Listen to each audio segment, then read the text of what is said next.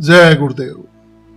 कभी कभी जीवन हमें ऐसे दृश्य दिखा देता है जो हमारे पूरे साधना मार्ग को नया प्रकाश दे जाते हैं। अभी कुछ महीनों पहले की ये बात है। किसी काम से जौनपुर जाना हुआ तो जौनपुर का छोटा सा रेलवे स्टेशन है और वहां एक नॉर्मल छोटा सा वेटिंग रूम है।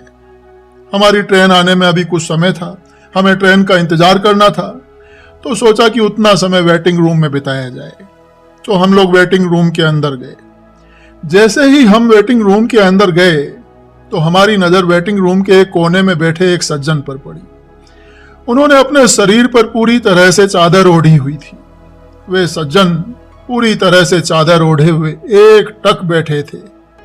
बगल में उनका सूटकेस था और उनके शरीर की तल्लीन मुद्रा ये बता रही थी कि वे दुनिया से कटे हुए भीतर की किसी और ही दुनिया में डूबे हैं। पहली नजर में ही हमें यह समझ आ गया कि वे भजन कर रहे हैं, अंदरूनी देववाणी में लीन। वही साधना जो आज लोग घर की सारी तमाम सुख सुविधाओं के बीच रहते हुए भी नहीं कर रहे हैं। हम लोग चुपचाप एक किनारे बैठ गए, मन में एक आश्चर्य और एक आदर का भाव। समय बीतता गया, 5 मिनट, 10 मिनट, आधा घंटा और फिर पूरा 1 घंटा बीत गया। वो साधक बिना हिले, बिना डुले, बिना थके उसी तरह भजन में डूबे रहे। हमने देखा कि वहां रेलवे स्टेशन का शोर, यात्रियों की आवाजें, इधर उधर की तमाम हलचल, कुछ भी, बिल्कुल कुछ भी उनकी साधना को छू तक नहीं पा रहा था।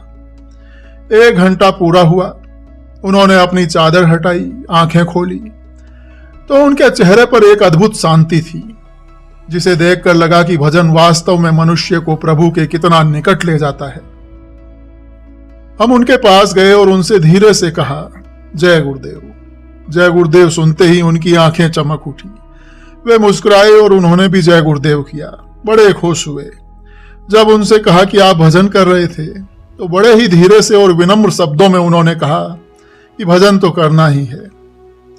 फिर बातचीत में पता चला कि वे कहीं किसी काम से जा रहे थे और जौनपुर में उनकी कनेक्टिंग ट्रेन थी। इस बीच थोड़ा समय मिला तो सोचा क्यों न इसे भजन में लगा दिया जाए। उनकी ये सरल सी बात हृदय को छू गई। समय हो या न हो, पर भजन करने का भाव हो तो हर जगह भजन की बन जाती है, चाहे वो रेलवे स्टेशन ही क्यों न हो।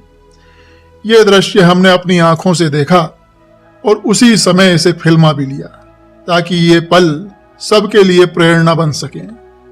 भजन करने वाले लोग समय नहीं खोजते, वे समय बनाते हैं।